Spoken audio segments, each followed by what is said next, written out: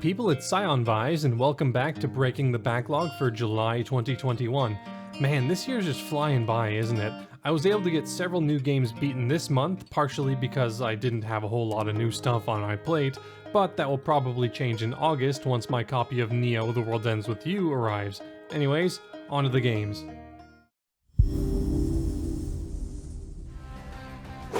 The first game I beat in July was Cave Story Plus. This was a game that I'd had on my radar for many years, and yeah, I think it overall did deliver.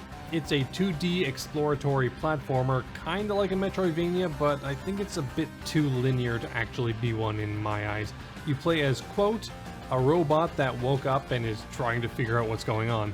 The story here is pretty good, especially for an early 2000s indie game. The world building is pretty great, and most of the characters are likable. It didn't blow me away by any means, but it did its job well enough. On the gameplay side of things, again, it's pretty good, but not what I'd call amazing. The actual platforming feels pretty good, and once you unlock a few abilities, it's fun to explore new areas, but the combat is a little less solid in my opinion. Against bosses it's fine. The idea of having several weapons that get upgraded as you get experience for them but largely have limited ammo works well here, but while I was just exploring the world, it's just kinda there. I never found myself actively engaging in combat because it was fun. When I didn't need to fight anything, I largely just didn't bother and did the platforming. Another thing I'm kind of iffy on is the structure of the game, side quests and endings, that sort of thing.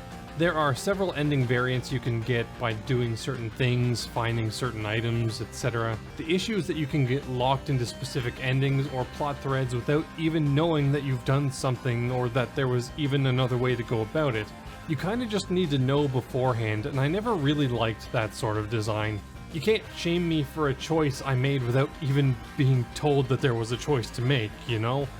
I don't even think that it encourages replays because you don't realize you've been locked into a path until it's way too late. But gripes aside, it's still a pretty fun game and I'm glad I decided to play it. If I played it back when it first released, I'd probably have liked it a lot more, but what can you do? I didn't play it in 2004, but really it does still hold up pretty well for what it is.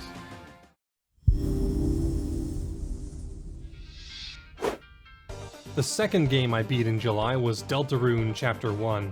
I really wish I played this when it first released. I'm a big fan of Undertale, but like a lot of Undertale fans, I kinda got burnt out by the overexposure, and when Deltarune first launched, I just didn't bother.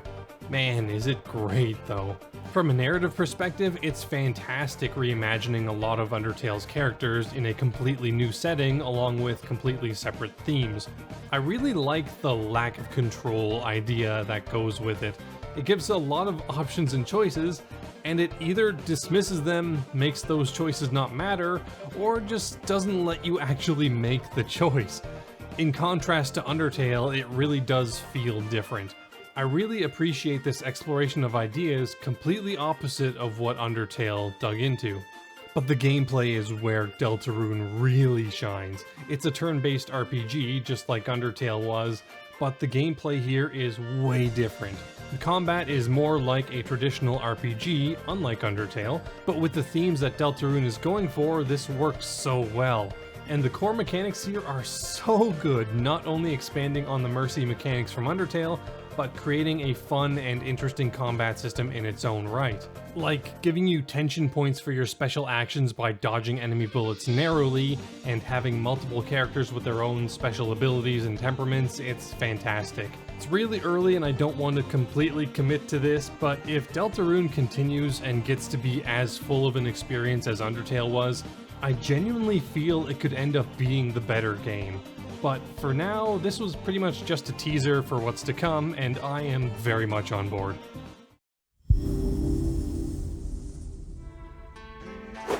The third game I beat this month was the 2017 version of Prey. I'm a big fan of the Dishonored games, but this one kinda just slipped through the cracks when it first came out.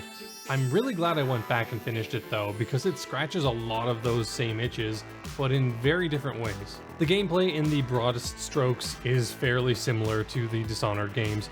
It's a first-person exploration game that gives you a huge amount of options to let you play the game your way. Whereas Dishonored went with a more standard good-evil sort of route, Prey's options are less cut and dry. The game takes place in a future where an alien race has been discovered and is used to create technology that basically allows humans to surpass their normal limitations. You can choose to stay human and only use abilities made by people, or you can go alien and use abilities directly from them, which changes your DNA and makes you less human, literally.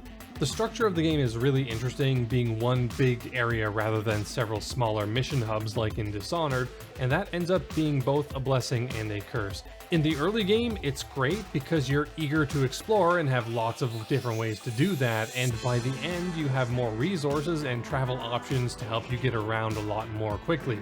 But in the mid-game, getting from A to B is pretty tedious, and I started just running past enemies because I couldn't be bothered to fight them or even search for more materials. I think a lot of that comes down to the enemy types as well. There's only a handful of enemies in the game. You've got your standard mimics, which are annoying, phantoms, which are annoying, corrupted robots, which are annoying, and the telepaths and technopaths, which are annoying, and bullet sponges. There are a few more interesting enemies, like the Nightmare, who is a tyrant-like enemy that can chase you down whenever it shows up. But even then, I never felt like it was worth fighting it, so its appearance just ended up being a 2-minute wait before I could continue on with the game. Thankfully, the narrative was strong enough to keep me invested throughout the entire journey though. It's full of twists and turns, and the world that was created here is super interesting. I actively sought out audio logs and lore on computers, which is something I don't always do. But yeah, Prey is pretty good. The combat is kinda boring, and the mid-game is a bit of a slog, but everything surrounding it is incredible and absolutely worth it, even with those missteps.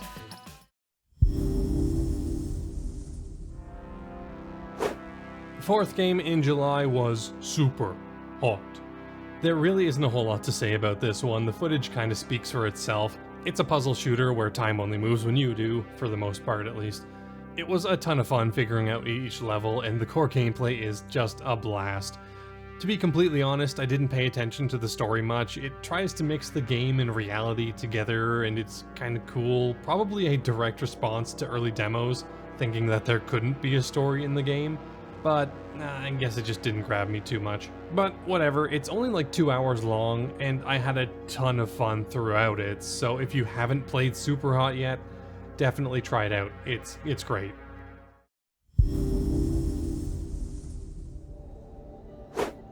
Game number 5 was Hellblade: Senua's Sacrifice. I'm just gonna get this out of the way right away here. This is the best game I've played all year as of writing this. It's masterfully done in almost every way, and what small gripes I have are just that, small gripes. It looks fantastic, the sound design, oh man, the sound design is among the best I've ever heard in a game, and Melina Juergens acting as Senua is incredible. It's also got one of the best uses of Norse mythology I've ever seen in a game as well, and it uses it incredibly well to symbolize and portray mental illness. On the gameplay side, it is a narrative-focused game, so there's a lot of walking and listening to various people talk, but it's not just that. It's got puzzles to solve, it's got a lot of really great and exciting set pieces, and it's got combat. The combat is one of the few gripes I have with the game though, and even then it's not really a big criticism. When you're fighting enemies one-on-one, or fighting one of the really cool bosses, I have very little to complain about. It's fun, it's exciting, it's weighty, but it's when the game starts adding multiple enemies that it starts to lose a bit of its shine. As you can see from the footage, the game takes an over-the-shoulder camera angle, and the camera is usually pretty close to Senua's back, so you can't see anything behind you. When multiple enemies get into a battle, they can very easily move behind her and attack without much notice. There is a voice that'll tell you to move, but it's still annoying. Later encounters ended up outstaying their welcome pretty massively as well, so combat starts to get a bit boring by the end. But that's really it. This game is incredible, and I'm upset it took me so long to play it.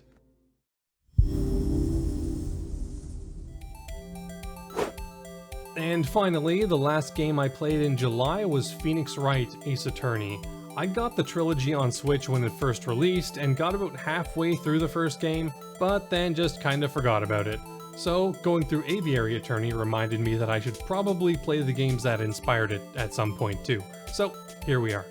This is a visual novel starring Phoenix Wright, a rookie defense attorney handling his first cases on his own. The gameplay is pretty fun. You're given a case, usually murder, and it's your job to attempt to find your client not guilty, but not in the normal way of just showing that there is some reasonable doubt that your client didn't do it, but instead doing the cop's job and using the evidence to find the real culprit. It's wacky and not how the real law works at all, but it's fun, so I don't really think too hard about it. Exploring and finding evidence is fun, but moving from area to area was a bit of a slog.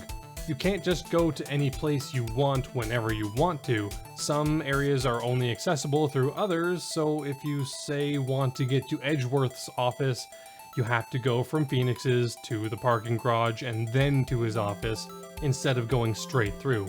It's a bit of a nitpick, but it is annoying.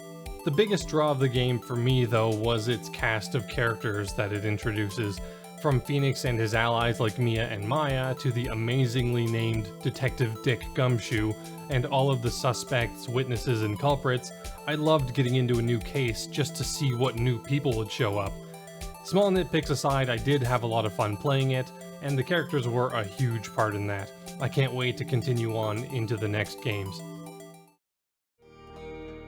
And that was Breaking the Backlog for July of 2021. A lot of interesting games here that are really shaking up the top 10 list this month. Speaking of that, here are the rankings of the games so far this month, and here's the top 10 list of the year, so far at least. Thank you very much for watching, and I will see you all later.